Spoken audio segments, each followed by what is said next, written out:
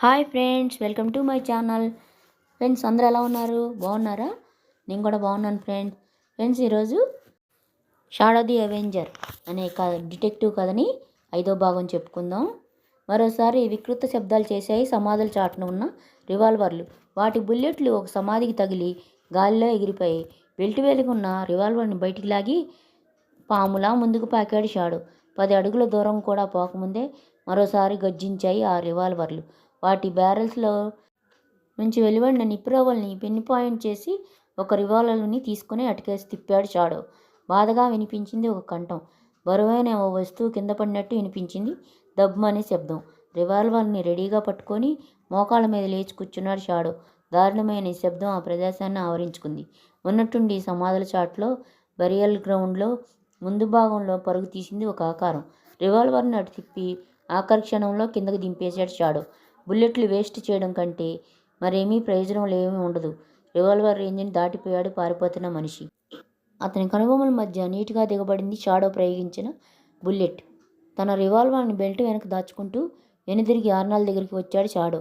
Revolvers మ్రోగానే వెనక్కి దూకిన Arnold దూకిన ప్రదేశంలోనే పడుకొని ఉన్నాడు. కొంచెం కూడా కదలలేదు. కమాన్ మై ఫ్రెండ్, ముందు ఇక్కడి నుంచి వెళ్ళిపోదాం పదా అంటూ ముందుకు వంగి అతని చేయి పట్టుకున్నాడు షాడో. పట్టుకున్న మరుక్షణం కరెంట్ షాక్ కొట్టినట్టు ఉలిక్కిపడి కనుబొమ్మలు చిట్లించుకొని చూశాడు. ఆర్నాల్డ్ గుండెల మీద దిగబడింది ఒక రివాల్వర్ బుల్లెట్. ఎర్రటి రక్తపు మరక చూస్తుండగానే పెరిగి పెద్దదవుతుంది. పట్టరాని కోపంతో కంపించిపోయాడు షాడో. వెంటనే వెనుక తిరిగి పారిపోయిన హంతకుడిని వెంటాడి చంపుదామన్న కోరిక అతనిలో అడిగిపెట్టింది. అంతలోనే అతన్ని వెన్నుతట్టి హెచ్చరించింది వివేకం. తన కోపాన్ని తనలోనే అణుచుకొని ఆర్నాల్డ్ ముందు మోకరించి కూర్చున్నాడు. లావుపాటి వాలెట్ ఒకటి ఉంది అతని జేబులో. 2 తాళం చెవులు, ఓ చిన్న పాకెట్ డైరీ వాలెట్ ఉన్న జేబులోనే ఉన్నాయి. వాటిని తీసుకొని తన జేబులో పెట్టుకొని లేచి నిలబడ్డాడు. అదే సమయంలో బరేల్ గ్రౌండ్ ముందుకొచ్చి కొన్ని కార్లు ఆగిన శబ్దం అతనికి వినిపించింది. వెతకండి, గ్రౌండ్ అంతా జాగ్రత్తగా వెతకండి, కంగుమంటూ వినిపించింది ఒక కంఠం. ఉలిక్కుపడి ఒక సమాధి చాటుకు డైవ్ చేశాడు షాడో. పెద్ద పెద్ద టార్చ్ లైట్లు పట్టుకొని బరేల్ గ్రౌండ్లోకి వస్తున్నారు గ్రీన్ కలర్ దుస్తులు ధరించిన టాంజర్ కానిస్టేబుల్. వారిని చూడగానే జరిగిందేమిటో వెంటనే గ్రహించాడు షాడో. పారిపోయిన హంతకుడు ఊరికే పోకుండా పోలీసులకు ఫోన్ చేసి మరీ పారిపోయినట్టున్నాడు. 2 శవాలను దగ్గర పెట్టుకొని తను గనక పోలీసులకు కనిపిస్తే ప్రాణాలతో టాంజర్ సిటీని వదలడం జరగదు. టార్చ్ లైట్ పట్టుకుని అందరికంటే ముందుగా వచ్చిన కానిస్టేబుల్ ఒక అతను షాడో రివాల్వర్కి బలి అయిపోయిన ఆగంతకుడిని చూసి బరేల్ గ్రౌండ్ దద్దరిల్లేపెట్టు విజిల్ వేసి ఇక అక్కడ ఉండడం ఆరోగ్యానికి ఏమాత్రం మంచిది కాదని గ్రహించాడు షాడో. ఇరుక్కున వెనుక తిరిగి ఆర్నాల్డ్ శరీరాన్ని సమీపించాడు.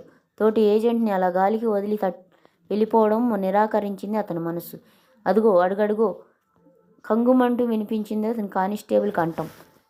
ఒకసారి 10 టార్చ్ లైట్లు షాడో నిలబడిన ప్రదేశంలోకి ఫోకస్ చేయబడ్డాయి. గుడ్ బై మై ఫ్రెండ్, నీకు ఎటువంటి సహాయం చేయలేకపోయినందుకు నన్ను మన్నించు, నా అశక్తతను క్షమించు అంటూ ముందుకు వంగి ఆర్నాల్డ్ భుజం తట్టాడు షాడో. హ్యాట్స్ ఆఫ్ మిస్టర్, కదిలితే కాల్చేస్తాం గంభీరంగా వినిపించింది పోలీస్ ఇన్స్పెక్టర్ కంఠం.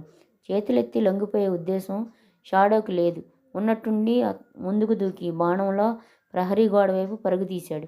పట్టుకోండి, అతన్ని పట్టుకోండి. అరుపులు బరియల్ గ్రౌండ్ని అల్లుముకున్నాయి. ప్రహరీ గోడ మీద నుంచి జంప్ చేసి షూట్గా రోడ్డు మీదకి పరుగు తీశాడు షాడో. రోడ్డు పక్కనే ఉన్న చెట్ల కింద నిలబడి ఉంది ఓల్డ్ బెగ్. అతని కోసమే ఎదురు చూస్తుంది ఓపిక. పరుగుని ఆపకుండా దాన్ని సమీపించి మూపురం మీదకి ఎగబాకాడు షాడో. పాదాలతో దాని తొడల్ని తన్ని సిటీ వైపు చూపించాడు. చెవులు చిల్లీలు పడేటట్టు విజిల్స్ వేస్తూ గుండెలు అదిరిపోయేటట్టు కేకలు పెడుతూ రోడ్డు మీదకి వచ్చారు పోలీసులు. 4 కాళ్ల మీద సవారీ ప్రారంభించింది ఓల్డ్ బెగ్. 2 నిమిషాల్లో మార్కెట్ ఏరియాని అధిగమించి చిన్న సందులోకి మరలింది. ఆ సందుని దాటి అవతలికి పోయారు పోలీసులు. కొద్ది దూరం పోయిన తర్వాత కానీ తాము పొరపాటు చేసినట్టు వాడికి అర్థం కాలేదు. వెనక్కి తిరిగి వచ్చి సందులు గొంతుల్ని గాలించడం ప్రారంభించేసరికి ఆ ఏరియాని వదిలి ఇంకో ఏరియాలోకి వెళ్ళిపోయింది ఓల్డ్ బెగ్. రాత్రి 2 గంటల ప్రాంతంలో షాడోని సురక్షితంగా హోటల్ అట్లాస్ ముందుకు చేర్చింది. కుర్చీలో కునికిపాట్లు పడుతున్నాడు హోటల్ రిసెప్షనిస్ట్. గేటు ముందు కాపలా ఉండాల్సిన వాచ్మెన్ లాబీలో కూర్చొని ఏదో పుస్తకం చదువుతున్నాడు.